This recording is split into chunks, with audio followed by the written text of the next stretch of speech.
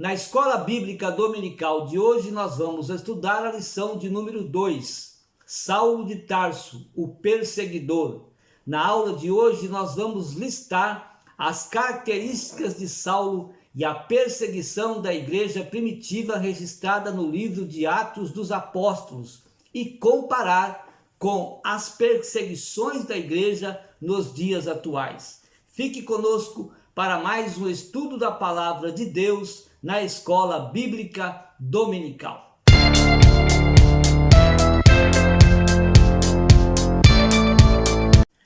Que a graça e a paz de nosso Senhor e Salvador Jesus Cristo seja sobre a sua vida.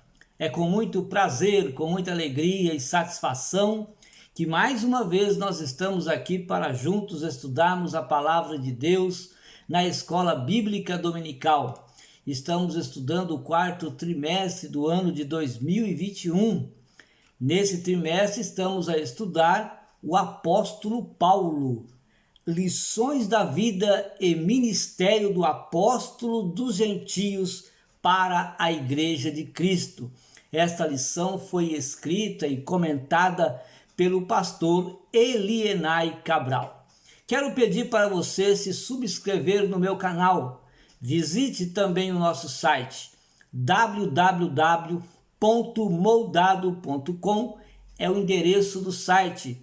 No site você pode fazer o download gratuitamente dos slides que lá estão para que você dê a sua aula na Escola Bíblica Dominical ou estude conosco a Palavra de Deus. A lição de hoje é a lição de número 2. Hoje nós vamos estudar a lição de número 2. Saulo de Tarso, o perseguidor. O texto áureo da nossa lição está em Atos, capítulo 9, versículo 1. E Saulo, respirando ainda ameaças e mortes contra os discípulos do Senhor, dirigiu-se aos sacerdotes. Paulo respirava ameaças e mortes, repetindo, contra os discípulos do Senhor, contra a igreja de Cristo. Não sabia ele que ele estava perseguindo o próprio Deus, o próprio Cristo.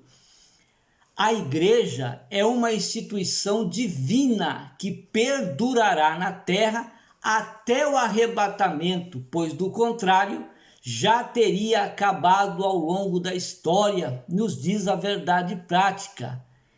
A igreja vem sofrendo perseguições desde o seu início e até hoje sofre grandes perseguições, grandes lutas, mas ela não morre. Ninguém consegue matar a igreja. Sabe por quê? A igreja está edificada em Cristo. A igreja que está edificada em Cristo, ninguém consegue eliminar, ninguém consegue destruir. Agora, se uma igreja estiver edificada em um outro nome, se a igreja estiver edificada em uma outra instituição, em nome de uma outra instituição, ela acaba por morrer. Mas toda igreja que está edificada em Cristo sobrevive. A leitura bíblica em classe está em Atos capítulo 8, versículos 1 a 3, também o capítulo 22, versículos 4 e 5, versículos 26, capítulo 26, versículos 9 a 11. Diz-nos assim a palavra de Deus: e também Saulo consentiu na morte dele, ou seja, de Estevão, e fez-se naquele dia uma grande perseguição contra a igreja que estava em Jerusalém, e todos foram dispersos pelas terras da Judéia, da Samaria, exceto os apóstolos. Veja que Saulo já estava aqui presente. Ele consentiu na morte do diácono Estevão, que pregou a palavra de Deus, que pregou o evangelho diante ali do sinédrio. E eles não suportaram ouvir a palavra de Deus pregada por Estevão, que estava cheio do Espírito Santo. E eles se iraram e apedrejaram o Estevão com o consentimento de Saulo. O versículo 2 diz que uns varões piedosos foram enterrar Estevão e fizeram sobre ele grande pranto. Agora, o que acontecia na igreja está no versículo 3. Saulo assolava a igreja, ele entrava pelas casas, arrastava homens e mulheres e crianças e encerrava-os na prisão. Veja como Saulo, ele perseguia a igreja do Senhor. O Atos capítulo 22, o versículo 4, diz assim: Paulo vai testemunhar diante dos judeus. Os judeus o prenderam, Paulo, agora, e ele foi se defender diante dos judeus. E ele disse: persegui este caminho, ou seja, persegui a Cristo até a morte, prendendo e metendo em prisões tanto homens como mulheres. Como também o sumo sacerdote me é testemunha, e todo o conselho dos anciãos. E recebendo destes cartas para os irmãos, fui a Damasco, para trazer manietados para Jerusalém aqueles que ali estivessem, a fim de que fossem castigados. Veja que Paulo realmente era um perseguidor feroz, era uma fera indomável. Ele perseguia a igreja de Cristo. O Atos 26, ele continua aqui já testificando diante de Agripa. Primeiro, ele se defendeu diante dos judeus, onde nós acabamos de ler, capítulo 22. Depois ele foi entregue para o tribuno, ele também testificou de Cristo. Depois ele foi para Félix, também ele testificou de Cristo quando estava diante de Félix. Depois foi para Festo, ele também testificou do Senhor. Ou seja, ele deu testemunho. Quando ele testemunhava, ele falava da sua conversão. E agora ele está diante de Agripa. Aqui no capítulo 26, versículo 9. Bem tinha eu imaginado que contra o nome de Jesus o Nazareno devia eu praticar muitos atos, o que também fiz em Jerusalém. E havendo recebido poder dos principais dos sacerdotes, encerrei muito dos santos nas prisões. E quando os matavam, eu dava o meu voto contra eles, está dizendo Saulo. Aqui já Paulo, né? E castigando-os muitas vezes por todas as sinagogas, os obriguei a blasfemar. E enfurecido demasiadamente contra eles, até nas cidades estranhas os persegui. Então nós vamos estudar hoje a história da expansão da igreja no livro de Atos. Vai mostrar um fariseu zeloso, Saulo de Tarso. Mas ele era zeloso do quê? Saulo era zeloso em praticar a Torá e também vigiar aqueles que não estavam praticando a Torá, ou aqueles que praticavam, que andavam por outras religiões e não, sendo judeus, e não praticavam os ensinos, as regras e as normas da Torá. Este tinha prestígio religioso e cultural entre os judeus. Por isso ele ganhou carta branca das autoridades religiosas para perseguir os seguidores de Jesus e assim tornar-se um implacável perseguidor da igreja de Cristo no primeiros séculos. ele era prestigiado, tanto pelos religiosos judeus, como também pelas autoridades sacerdotais. Por quê? Porque ele zelava pela lei. Ele queria que todos cumprissem a lei nos seus mínimos detalhes, nas suas regras, nas suas normas, e ele perseguia a igreja, porque a igreja anunciava Cristo o Senhor e não praticava aquilo que estava na Torá, assim como ele queria que praticassem conforme a lei. O primeiro tópico da nossa lição diz: Saulo de Tarso, perseguidor implacável. O primeiro item diz assim: Saulo se descreve como blasfemo, perseguidor e opressor. Então é assim que ele diz de si mesmo. Ou seja, antes ele dizia que Cristo era um blasfemador. Agora ele vai se dizer, ele era um blasfemo, um perseguidor e um opressor, porque ele oprimia a igreja. Como um fariseu fanático, Saulo tinha a convicção de que seu papel era destruir a fé cristã, matando e prendendo os seguidores de Jesus. Então ele achava que ele estava correto, praticando assim, desta forma, a lei, perseguindo os cristãos, perseguindo a igreja, prendendo e apoiando aqueles que matavam os discípulos de Cristo. Então, ele se descreve como um perseguidor e opressor. Sua postura arrogante o fazia ser truculento, ou seja, um homem cruel.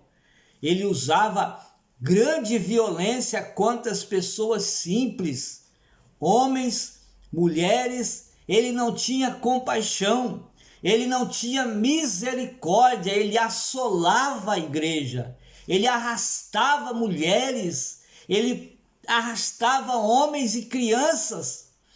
Ele acreditava piamente que com esse comportamento ele estava agradando a Deus. Ele achava que agindo desta forma ele estava agradando ao Senhor.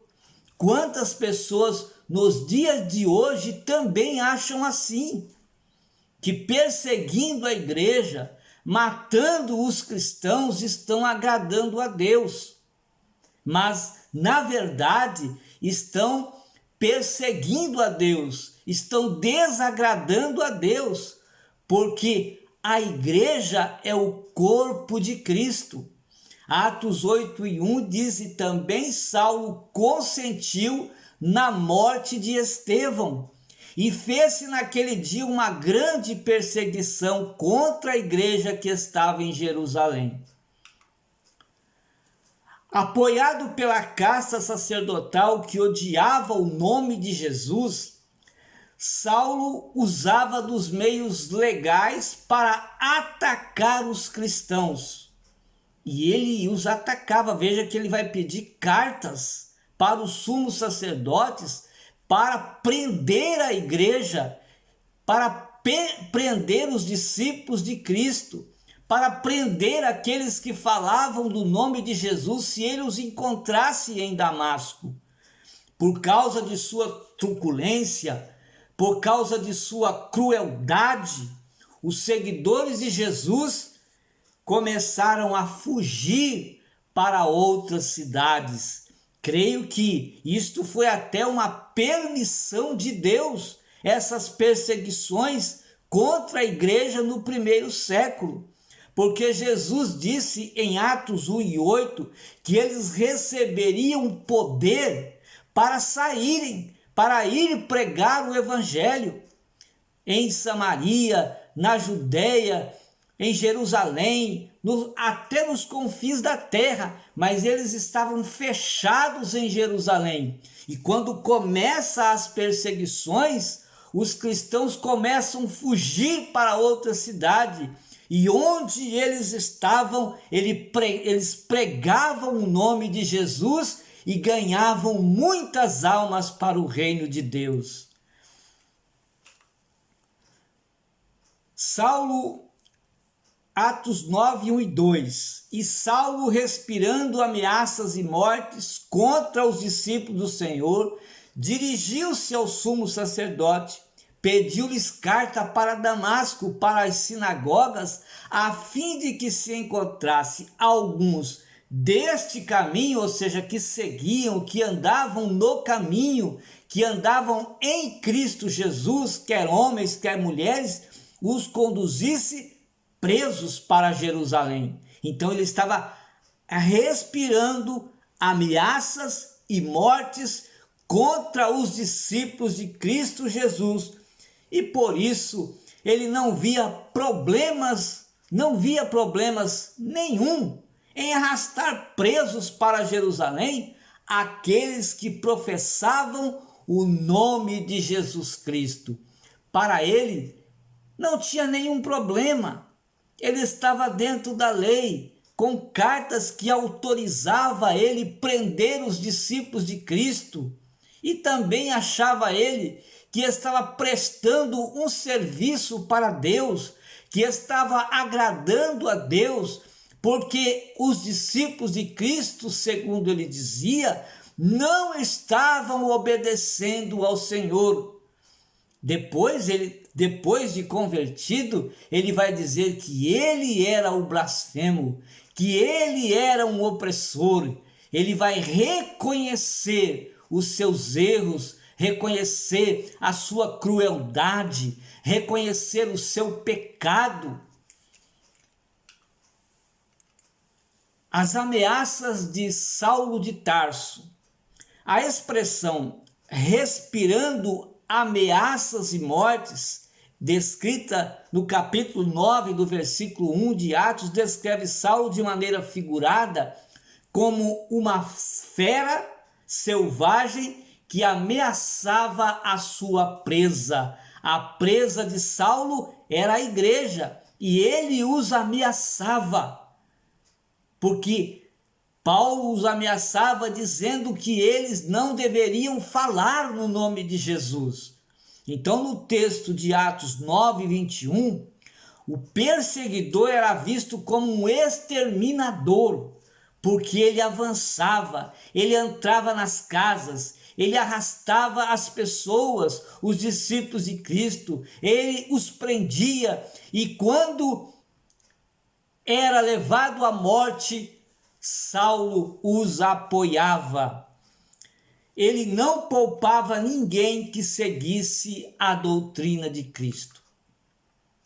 Então a igreja de hoje também é perseguida. Quantos irmãos, quantos missionários estão morrendo em outros países, países que estão fechados para o evangelho, países que não aceitam falar do nome de Jesus, países que não recebem a igreja lá para falar do nome do Senhor. Há pelo menos 50 países que é difícil de ser cristão. É só você fazer uma pesquisa, e se você ver os slides, você vai poder ver alguns países que não aceitam a pregação do evangelho. Mas lá tem crentes que anunciam a palavra de Deus. Todos os dias, pelo menos 12 cristãos são injustamente detidos ou presos, e outros 5 são sequestrados e até mortos. Sabe por quê? Eles não negam a Jesus, eles continuam falando do Senhor, isso nos dias de hoje. Então esta perseguição existe até o dia de hoje. Por que Saulo perseguia os cristãos? Ele perseguia pelo menos por 2 motivos. Primeiro era aquele zelo destrutivo pela Torá e um suposto fato religioso de que Jesus fosse um blasfemo. Quando nós recebemos Jesus Cristo na nossa vida, nós também começamos a ser zelosos pela palavra de Deus. Nós começamos a ser zelosos a fim de praticar o Evangelho, colocar a palavra de Deus em prática na nossa vida. Mas nós somos construtivos, nós não somos destrutivos. Nós somos construtivos porque quando nós começamos a colocar em prática a palavra de Deus na nossa vida, ter zelo em falar para os nossos amigos, os nossos colegas de trabalho, os nossos parentes e familiares da palavra do Senhor, nós estamos sendo zelosos, porque sabemos que a palavra de Deus vai construir essa pessoa. Essa pessoa vai nascer de novo, assim como eu e você nasceu. Nós somos transformados pelo poder do Evangelho. Paulo disse que o Evangelho é o quê? O poder de Deus para a salvação de todo aquele que nele crê.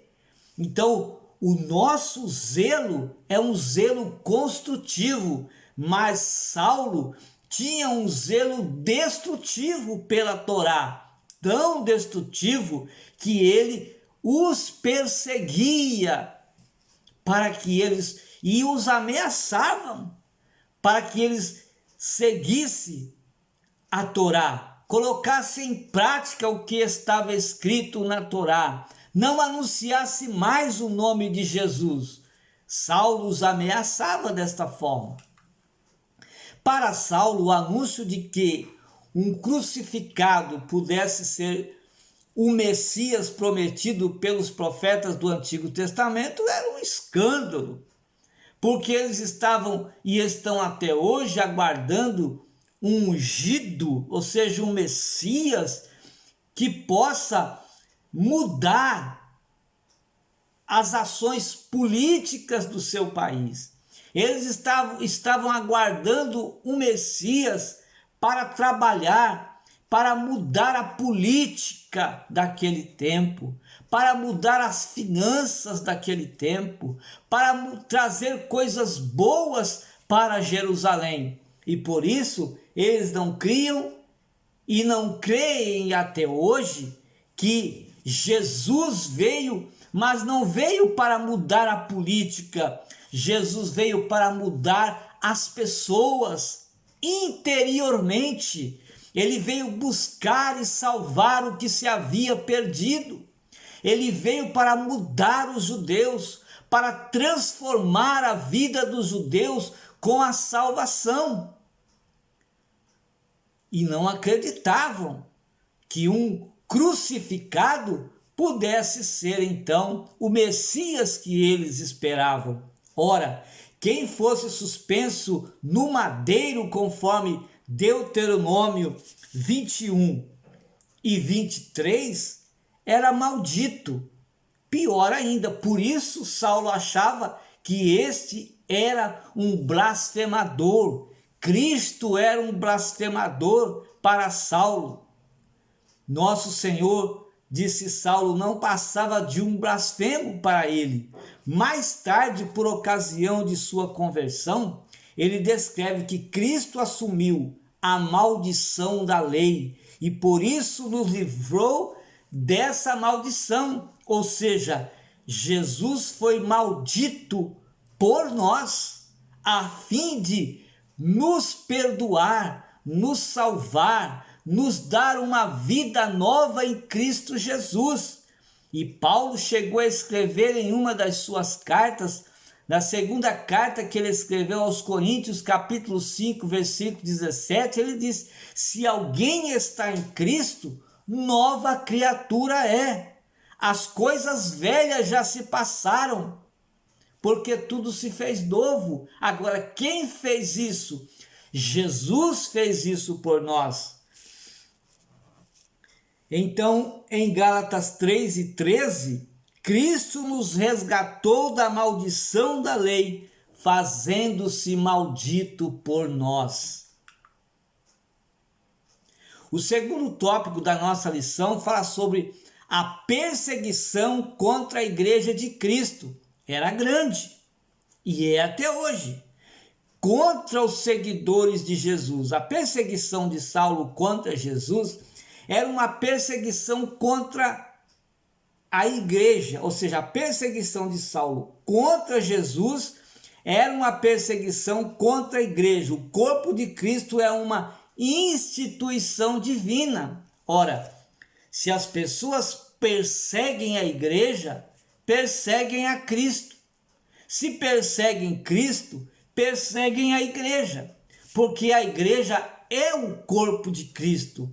Em Mateus 16, 18, Jesus disse: pois também eu te digo que tu és Pedro, no grego, pedra pequena. E sobre esta pedra no grego, rocha. Então sobre esta pedra edificarei a minha igreja. Então a igreja está edificada em Cristo Jesus. Só é a igreja de Jesus se estiver edificada nele. Há muitas instituições que se dizem igreja, mas não estão edificadas em Cristo. Há muitas igrejas edificadas no nome, na placa, enfim, nos seus estatutos, em um outro nome. Há seitas até que têm o seu próprio profeta. Há seitas que têm outro nome, mas não tem o nome de Jesus. Para ser igreja de Cristo, precisa estar edificada em Cristo Jesus. Você está edificado em Cristo Jesus?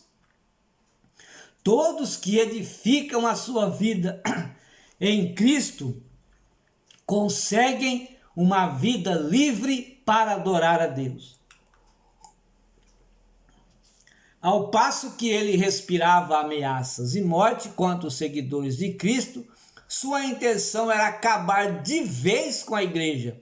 Ele queria eliminar a igreja, destruir a igreja, acabar com a igreja. Mas ninguém consegue matar a igreja.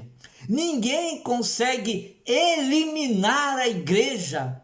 Quanto mais persegue-se a igreja, mais a igreja cresce. Mais a igreja cresce em número. Mais a igreja cresce também na sua vida espiritual e comunhão com Deus. Eles já tentaram matar a igreja de várias formas. E hoje, o sistema que nós estamos vivendo é para destruir a igreja. O sistema do mundo quer destruir, quer acabar com a igreja dos dias atuais. Mas eles não vão conseguir, porque Jesus cuida da sua igreja. Jesus cuida dos seus, porque um dia ele vem para levar essa igreja e há de apresentar ao Pai lá no céu. Glórias ao nome do Senhor. Ao atacá-la, Saulo atingiu as pessoas que representavam a Cristo. E uma dessas pessoas era Estevão. Estevão era, ao contrário de Saulo, Estevão defendia o Senhor Jesus. Enquanto Saulo perseguia o nome de Jesus, Estevão defendia o nome de Cristo. Ele era um daqueles 7 diáconos cheios do Espírito Santo, mas ele era um conhecedor profundo do judaísmo e falou com autoridade lá no Sinédrio para os sacerdotes e todos que estavam ali reunidos. Ele falou a palavra de Deus e todos que estavam ali começaram a se irar com o Estevão. E quase no final da sua pregação, ele já interrompe o Estevão. E depois eles vão apedrejar Estevão, que antes de dar o seu último respiro de vida, ele olhou para o céu e disse: eis que vejo os céus abertos, aleluia, e Jesus, o Filho de Deus, assentado à direita do Pai, porque ele era um homem cheio do Espírito Santo. Saulo de Tarso e Estevão. Saulo era um erudito da cultura judaico-greco-romana e autoridade na Torá. Ele conhecia profundamente a Torá, conhecia profundamente as leis, as regras que deveriam ser praticadas na Torá. Ele tinha também autoridade e era prestigiado por este zelo. Ele era prestigiado pelo judaísmo, pelos judeus, pelos sumos sacerdotes, e por isso ele conseguiu as cartas de autorização para prender aqueles que falavam do nome de Cristo. Estevão era um erudito do judaísmo, mas ele era cheio do Espírito Santo. Ele era capacitado a confrontar ideias que eram contrárias aos ensinos de Jesus. Enquanto Saulo então falava contra o nome de Cristo e perseguia os discípulos de Cristo, o Estevão, ele confrontava aqueles que não acreditavam em Jesus. Ele falava do amor do Senhor. Como é importante hoje nós também sermos cheios do Espírito Santo, assim como Estevão, conhecer profundamente as Sagradas Escrituras e confrontar aqueles que têm ódio de Jesus, que não quer Jesus, que não quer nem ouvir falar do nome de Jesus. Nós precisamos nos preparar com a palavra de Deus, com a oração, com o Espírito Santo e então falar do amor do Senhor. O discurso inflamado de Saulo e respaldado pelos oponentes dos seguidores de Jesus, deparou-se com outro discurso, mas esse proveniente da sabedoria do Espírito. Estevão tinha a sabedoria de Deus, enquanto Saulo tinha no seu coração o ódio, a amargura, a ameaça. Ele queria acabar com os discípulos de Cristo. Atos 6:10 diz que e não podiam resistir à sabedoria, deve ser 7:10, e não podia resistir à sabedoria e ao Espírito com que falava. Me parece que Atos 6:10 não é o verso certo para esse texto, mas procure na sua Bíblia. Estevão era cheio do Espírito Santo. Quando ele começou a falar, aqueles que o ouviam não o suportaram e começaram a ranger os dentes de ira, de ódio contra Estevão. Por isso levaram ele à morte. Então essa autoridade espiritual de Estevão atraiu o quê? A ira dos inimigos de Cristo. Por isso, com o pleno consentimento de Saulo, eles os apedrejaram até a morte.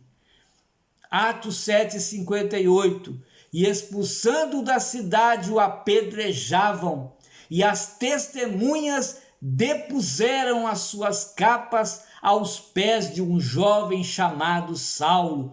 Ou seja, Saulo estava ali prestigiando a morte de Estevão. Saulo estava ali apoiando o apedrejamento contra aquele que defendia Cristo Jesus, o nosso Senhor. Uma intolerância religiosa e política contra a igreja dos dias atuais. Então a igreja hoje também sofre uma perseguição. 10 países que mais perseguem a igreja de Cristo. A Coreia do Norte tem 25 milhões de habitantes, mas tem sabe lá quantos cristãos? 300 mil. O Afeganistão nem se define, ou seja, tão poucos cristãos que tem lá. São 35 milhões de habitantes. Também a Somália, 14 milhões de habitantes, mas não há definição de quantos cristãos há na Somália. No Sudão, 42 milhões de habitantes, tem lá 2 milhões de cristãos. O Paquistão tem 200 milhões de habitantes, mais 4 milhões de cristãos. A Eritreia, que fica na África, tem 5 milhões de habitantes, sabe quantos cristãos? 3 mil cristãos. A Líbia tem 6 milhões de habitantes, mas tem 41 mil cristãos apenas. O Iraque tem 40 milhões de habitantes, mas 258 mil apenas são cristãos. O Iêmen tem 30 milhões de habitantes, mas não há definição de cristãos.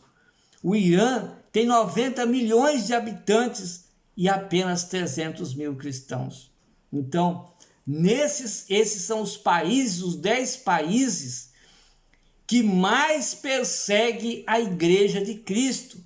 São nesses países que morrem muitos cristãos, tiram-se a vida deles, porque eles professam o nome de Jesus. Então a igreja atual continua a despertar fúrias de certas autoridades políticas e religiosas que não aceitam a mensagem da liberdade e vida que o evangelho proporciona. Não aceitam. Odeiam a igreja, porque nós pregamos contra o pecado, porque nós protestamos contra o pecado, então somos perseguidos. Mas nós devemos parar? Não. João Batista perdeu a cabeça, sabe por quê? Ou seja, cortaram-lhe a cabeça, sabe por quê? Porque ele falou que Herodes estava tendo relações sexuais ilícitas. Sim, ele estava se relacionando sexualmente com a esposa do seu irmão Filipe. João Batista protestou contra Herodes e cortaram-lhe a cabeça. Mas ele não deixou de falar do nome de Jesus. Claro, sem cabeça ele não falou, mas enquanto em vida, João Batista continuou falando do nome do Senhor. A necessidade de buscar a Deus é própria do ser humano. Impedir essa iniciativa livre pública é impedir a livre manifestação da condição do ser humano. Ou seja, todo ser humano, ele tem dentro de si o desejo, ele tem dentro de si, porque Deus o criou assim, para ele servir a Deus, para ele adorar a Deus. Agora, quando é impedido que este homem comece a colocar em prática aquilo que está dentro dele e está dentro do ser humano, então tira deste homem a livre manifestação da condição de ser humano. Ao longo da história, a perseguição aos cristãos viola os direitos humanos, porque isso é um direito do ser humano, manifestar o seu desejo de adorar a Deus, manifestar o seu desejo de glorificar a Deus. Agora, quando lhe priva desses direitos, então viola os direitos humanos. A partir do momento que autoridades intelectuais, jornalistas, artistas exigem que os cristãos não tenham direito de expressar os seus valores, princípios e doutrinas que perpassam a dinâmica da vida e fazê-lo em qualquer espaço da sociedade, assim uma violação aos direitos mais nobres do ser humano. Não é possível exigir dos cristãos que escondam a sua fé, isto é, que deixem de falar o que eles têm visto e ouvido. Então, não se pode, viola-se o direito do ser humano quando impedem dele manifestar o seu direito de adorar a Deus, de louvar a Deus. Antes de soltarem, Pedro e João disseram para eles que eles não pregassem mais no nome de Jesus, mas eles disseram que os homens não poderiam impedir essa manifestação deles falarem daquilo que eles tinham visto e ouvido. Veja que não é de agora. Agora, o terceiro tópico diz assim: quando o sistema se volta contra a igreja, como era a perseguição contra os primeiros discípulos? Saulo de Tarso liderou uma perseguição contínua e violenta, porque ele tratava com violência aqueles que serviam a Deus, aqueles que seguiam a Jesus. Ele prendia os primeiros cristãos, mandava açoitá-los e não havia escrúpulos. Homens, mulheres e crianças eram arrastados e presos. Sobremaneira, ele disse, perseguia a igreja de Deus e a devastava, conforme Gálatas 1:13. Saulo entendia que praticar essas barbáries era defender a fé judaica, livrando os judeus dos hereges. A igreja era chamada de herege, ou seja, eles estavam colocando em prática uma doutrina falsa. Então eles eram os hereges, exatamente nos moldes de que Jesus havia já alertado os discípulos em João 16:2. Expulsar-vos-ão das sinagogas, disse Jesus aos discípulos. Vem mesmo a hora em que qualquer que vos matar cuidará fazer um serviço a Deus. Perseguição, tortura e método é o segundo item do terceiro ponto. Parece exagero afirmar que Saulo de Tarso torturava os primeiros cristãos. Ele mesmo declara em seu testemunho pós-conversão.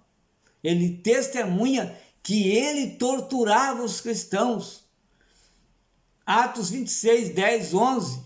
Além de castigá-los fisicamente, ele empregava a tortura psicológica para induzi-los a blasfemar. Então eles diziam: ou você deixa de seguir esse nome, ou você será preso. Deixa de seguir, de falar desse nome, ou você será morto no apedrejamento. Era uma tortura psicológica. Será que hoje a igreja não está também sofrendo esse tipo de tortura? Será que hoje a igreja também está sofrendo esse tipo de perseguição?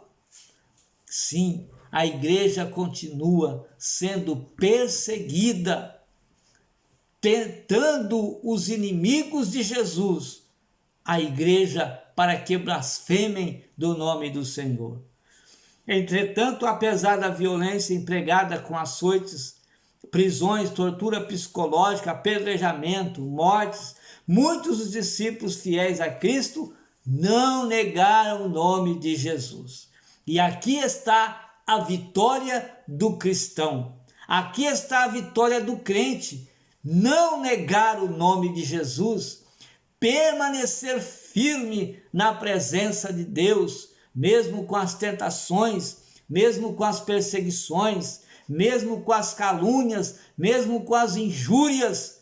Nós devemos permanecer firmes na presença do Senhor, porque breve ele vem e nós sairemos desta terra e para sempre estaremos no céu, onde não mais haverá dor, onde não mais haverá calúnias, onde não mais haverá sofrimento, onde não mais haverá perseguições, onde não haverá mais angústias, tristezas, porque ali é um lugar de alegria.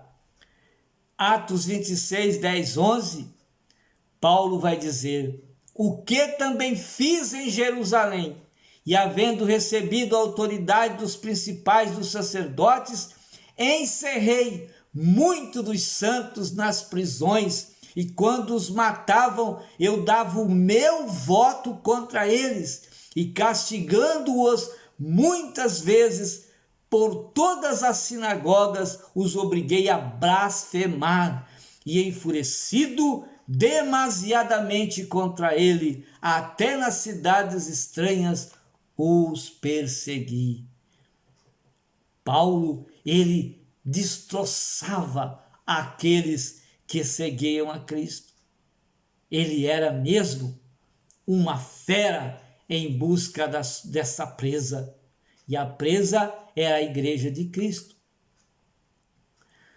Hoje, a igreja pentecostal também sofre. É o que diz o terceiro item: perseguição aos pentecostais. E nós temos um problema: existem os neopentecostais. E os neopentecostais são aqueles que corrompem as sagradas escrituras, começam a fazer coisas, comportamentos estranhos, não sendo o que está escrito nas sagradas escrituras. Então nós precisamos, é maravilhoso ser pentecostal, e nós precisamos buscar os dons espirituais, mas devemos saber, através do Espírito Santo, como nós usarmos, como o Senhor há de nos usar com os dons espirituais, com as línguas estranhas, não é? Com o dom da cura, com a interpretação de línguas e tantos outros dons, os dons de profecias, tantos outros dons maravilhosos que está à disposição daquele que é pentecostal e pode buscá-los e pode recebê-los, mas é preciso ter cuidado para não virar fanatismo. Os fanáticos são aqueles que só oram, mas não estudam a Bíblia Sagrada. Os intelectuais, materialistas e até carnais são aqueles que só leem a Bíblia, mas não oram. Então nós precisamos estar sempre no meio, ter o equilíbrio. Foi o que Pedro disse na sua primeira carta, 3:18. Ele disse: crescei na graça e no conhecimento. Então precisamos estar sempre crescendo em oração, mas também no estudo da palavra, para que possamos então receber os dons espirituais e sabê-los como trabalhar com eles na nossa vida. Então, no início do movimento pentecostal, principalmente no Brasil, nossos pioneiros sofreram toda sorte de perseguição e violência. Muitos deles sofreram agressões físicas e psicológicas. Tudo isso porque pregavam uma doutrina que a religião oficial não aceitava. Porque nós devemos continuar pregando o batismo com o Espírito Santo. Devemos continuar incentivando a igreja a buscar os dons espirituais, a serem cheios do Espírito Santo, porque isso fortalece a igreja, anima a igreja, alegra mais a igreja, dá um ânimo, um despertamento para que a igreja pregue o Evangelho. O que dizer de Daniel Berg e Gunnar Wingre, os primeiros pastores dos primórdios das Assembleias de Deus no Brasil, e tantos outros irmãos que também foram perseguidos em todos os lugares, em todos os recantos brasileiros, mas também hoje em todo o mundo há uma perseguição à Igreja de Cristo, e nós devemos estar sempre em oração. Se a igreja fosse uma mera organização humana, já teria acabado. Mas a igreja não é uma organização humana. A igreja é uma instituição divina, ela vem de Deus. Jesus, ele é aquele que é o fundamento da igreja. Então a igreja não pode morrer. É uma instituição divina edificada pelo próprio Cristo e por isso a igreja subsiste ao longo dos séculos e continuará a subsistir até a vinda gloriosa de Jesus para arrebatar a igreja. A igreja, ela é de Jesus. E você é de Jesus? Se você é de Jesus, você é a igreja do Senhor. E se nós somos igreja de Cristo, devemos aguardar todos os dias, todos os momentos, estar aguardando Cristo, porque breve ele virá e há de tirar a igreja desta terra. Vamos estar preparados, servindo a Deus com muita alegria, mesmo em meio às perseguições, mesmo em meio às injúrias, mesmo em meio às calúnias, mesmo em meio aos prejuízos que às vezes nós temos por sermos cristãos.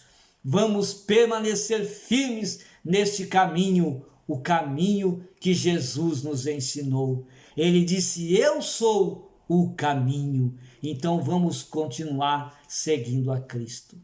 Deus abençoe sua vida, Deus abençoe sua família e até a próxima oportunidade, se o Senhor nos permitir, nós estaremos aqui juntos estudando a palavra de Deus na escola bíblica dominical.